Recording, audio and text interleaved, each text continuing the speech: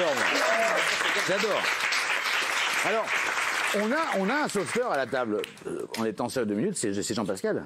Vous êtes sauveteur. J'ai commencé. Bah, il était sauveteur en mer. Oh. Eh bah oui, bah attendez. J'ai sauvé des vies. Il a sauvé des vies, bah voilà. Avec ce corps-là. Bien sûr. Bah, il a un super beau C'est pas vous qui avez joué dans Alerte Malibu, non? Moi, c'était plus Arrête le Malibu, si tu veux l'été, mais. À C'était. consommer avec modération, merci. Modération, bien évidemment. Merci beaucoup. Merci beaucoup. Comme ça, oui. Il faut que je les reste, C'est aussi Albert Amalobou l'été. On peut pas la placer non plus. Non, blaguez pas, non. Non, Jean-Pascal, blaguez pas. Vous avez sauvé des gens, pour de vrai? Avant d'être pompier, j'ai sauvé la vie à 3 enfants, ouais. Ah bah voilà. J'ai été décoré de le courage et dévouement et l'ordre national du mérite. Ah voilà. Arrêtez. Non, j'ai fait, Et petite parenthèse, qui vous a repéré? C'était pour la Starac, on vous a repéré sur la plage? sur la plage pendant que j'étais pompier, ouais. Sur ma dernière année, ouais. Ah ouais. Ouais, bon, j'ai fait. Qu'est-ce qu'ils ont repéré? après, Qu'est-ce qu'ils ont repéré surtout? On n'a pas le choix. D'abord, ils ont écouté toutes les conneries que je devais dire pendant que je surveillais, puis après, voilà, ils voulaient. Parce que, parenthèse, on va. Oui, non, on mais est bien entre sûr. nous. Tu nous fais 2 cafés. Ah, mais on est entre nous. En fait, au tout début de la Starac, dans le casting, ils se foutaient éperdument de savoir si vous saviez chanter ou pas. On est d'accord. Mais évidemment, Ah, c'est ça, ouais. j'ai été là pour foutre. De toute façon, même après. Hein. Ou même après, oui. Attends, il y a un tube. Je suis un. Ah oui, Oui, Ah bah oui.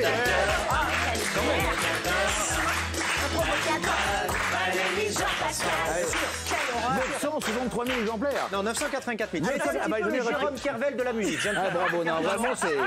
En tout cas, voilà. Complètement. Donc, mesdames, si vous avez un problème, on a un sauveteur à cette table qui pourra N'hésitez pas. vous porter secours. Qui sera le meilleur Bilal ce soir?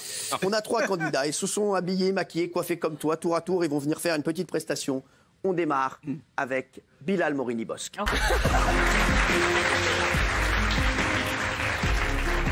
Bilal, On peut le mettre là. dis. Toutes mes excuses. Alors, I am not a witch, but I'm shining. I'm not, but I'm shining. I can see my kingdom now. Quand je rêve, je suis un roi. Quand je rêve, je suis un roi. Oh, dis donc, Réo! Ah, merci. C'est génial. Et enfin, on termine avec l'agitateur Jean Bilal. Oui. C'est parti. I'm gonna reach and we're shining bright. I can see me now. Quand je rêve, je suis un roi. À vous. I'm gonna reach and we're shining bright. I can see the kingdom now. Quand je rêve, je suis un roi. À vous. And I know, you can know, Merci à tous. Bravo. Franchement, pas mal. C'était juste. Jean-Pascal, pas mal. On voit qu'il a fait la Starac. Hein. Alors, Caris, on se souvient qu'à la sortie de ton album culte, hein, tu étais venu nous voir d'ailleurs hors noir, tu disais que tu n'allais pas faire du rap toute ta vie. C'est toujours le cas ou pas? Bien sûr. Qu'est-ce que tu veux faire? Tu veux faire autre chose complètement ou tu veux faire un autre style de musique? Non, je vais continuer, mais je pense que je vais faire autre chose. Quoi, genre autre chose dans la vie? Tu veux faire quoi? Ouais, autre chose dans la vie, je pense. Ouais, une confiserie, ouais, c'est tout. Dans Sorel, qu'est-ce que tu as envie de faire? Je vais vendre des bites en chocolat. Hein?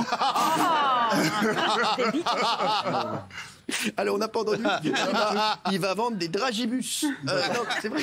Non, mais qu'est-ce que t'aimes dans la vie? C'est quoi? T'as envie de faire quoi si t'arrêtes le rap, si t'arrêtes de chanter? Franchement, je sais pas. Pas du tout, mais Une chanson plus douce, un petit duo avec moi peut-être? Ça peut être sympa. Qu'est-ce qu'il y a? C'est un petit remake de l'agitateur tous les deux, on se fait une nouvelle Chante. carrière à 2. Tu chantes? J'ai bien chanté.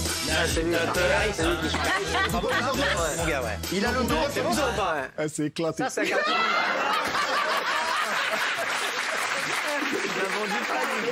Christophe, je vais vous poser des questions. Donc, je vais poser des questions sur vous, en fait, à nos 3 pirates qui sont là-bas.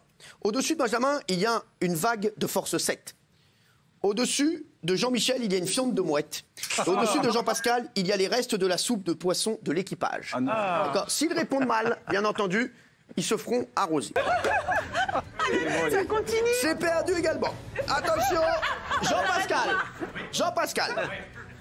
Combien de films comporte la saga Highlander avec Christophe Lambert? 3, Christophe. 4. Eh oui. 4, attendez. 4, c'est 4. Eh oui, 4. Ouais. 3, 2, 1. Mais non, avec qui il est con. Ça tombe pas dessus. Ah oui, quand même, oui, bah ça va.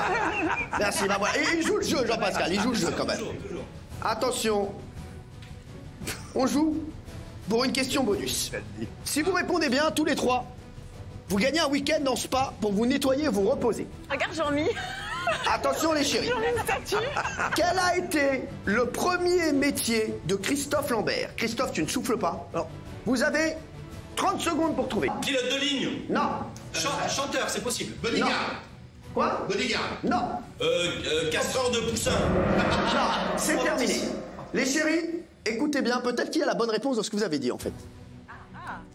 Christophe, quel a été votre premier métier? Vendeur de chocolat.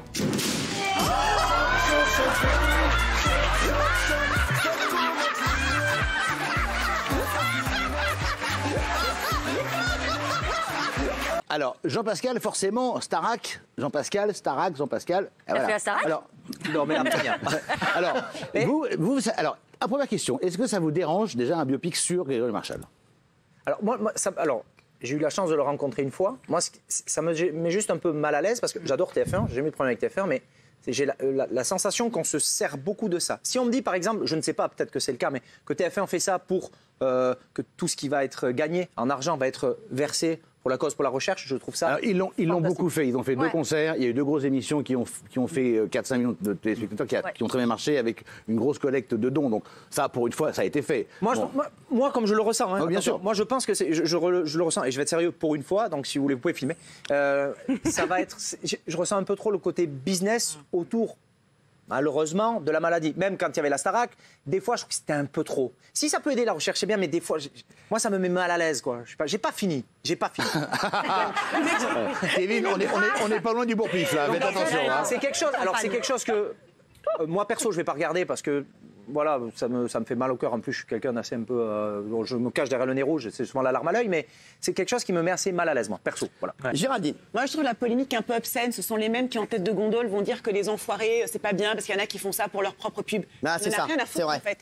Comme le dit Francesca, si ça sert la cause, s'il y en a qui disent et qui donnent de l'argent à cette maison qui va s'ouvrir en 2021, qui va accueillir jusqu'à 400 patients par année, sachant, voilà, moi je trouve que c'est très positif et c'est très important. Mais juste la polémique. Est-ce que je peux répondre? Alors Jean-Pascal, redites ce que vous avez dit vendredi. Qu'est-ce que vous avez dit vendredi qui a créé polémique? J'ai dit que TF1 allait diffuser quelque chose qui me mettait mal à l'aise. Pourquoi? Parce que pour moi j'ai un rapport très compliqué avec la mort. C'est pour ça que je veux pas avoir le biopic. Parce que mon père est décédé et j'ai du mal avec la mort. D'accord. Donc je regarde pas pour ça. Vous n'avez pas regardé, d'accord. d'accord. En aucun cas, je n'ai critiqué Grégory ou l'association, ou alors montrez-moi les images. Et ce qui m'embête, c'est que quand on fait quelque chose pour une association, et je pense que TF1 peut le faire, où on joue le jeu à 100%, parce qu'il n'y a pas eu que Grégory, il y a des centaines, malheureusement, il y a plein de gosses qui sont malades, plein de gens. On reverse tout. TF1 n'est pas. Donc, où ils font un coup et ils disent OK, on fait quelque chose sur Grégory, et on reverse, et c'est très bien pour l'image de TF1, et c'est bien pour la recherche. Et j'espère que c'est ce que vous ferez avec votre. C'est déjà fait, nous. On fait vous sortez tout. Déjà. S'il vous plaît, parce qu'il y a votre album. Non, mais je vais finir. Allez-y, laissez-le finir, s'il vous plaît. Et les droits d'auteur, tout, vous reversez. Qui c'est qui a écrit la chanson? Tout. C'est des chansons qui existaient déjà. Oui. À Et part vous reversez tout. Mais c'est super. Parce que le fond du sujet, là, parce qu'il n'y a pas de débat, parce que malgré vos vidéos et tout. Oui, mais tu nous traites d'hypocrite. Tu entends bien que nous, ça nous a peiné. Et ça a peiné tous les gens qui soutiennent Grégory, qui soutiennent l'association. Tu nous as fait vraiment de la peine. Moi, je te laisse parler après. Attends, je termine juste mon propos pour moi. Attends, je termine juste mon propos. Pour nous, tu fais partie, même que tu le veuilles ou non, de la famille Star Academy. C'est comme ici, il y a une famille TPMP. On crache pas sur les anciens. Là, c'est comme quand tu dis qu'on est hypocrite. Sur Rachid Arabe, non, mais quand tu dis que est hypocrite, tu nous fais du mal en fait, parce que nous, on t'a dit, on n'a rien contre toi. T'as pas le droit de dire qu'on est hypocrite. T'as pas le droit de dire qu'on n'a pas un lien, parce que Grégory nous a unis dans quelque chose. On se bat pour lui, on redonne tout. Alors évidemment, dans un monde parfait, ce serait bien que TF1 aussi redonne tout. Mais déjà, ils vont parler au moins de l'assaut. Alors, on peut rien dire sur vous. Si ça vous embête pas sur ce coup-là, je vais juste vite fait. J'ai le droit d'analyser. Moi, le clip que j'ai vu. Tu as le droit d'avoir ton avis, bien sûr. Je vais juste finir. Comme je vous écoute, si vous embête pas, vous m'écoutez. J'ai regardé le clip. Moi, la manière dont c'est tourné, la manière dont c'est filmé, alors que je ne suis pas un grand acteur, comme vous le dites, certes, mais quand je vois quelque chose que je trouve, je te repasserai ta vidéo, ce que je trouve, c'est ce côté un peu, on se retrouve, on pleure. Si vous êtes vu depuis... Laisse-moi finir. J'ai même pas parlé. Non, mais tu allais le faire.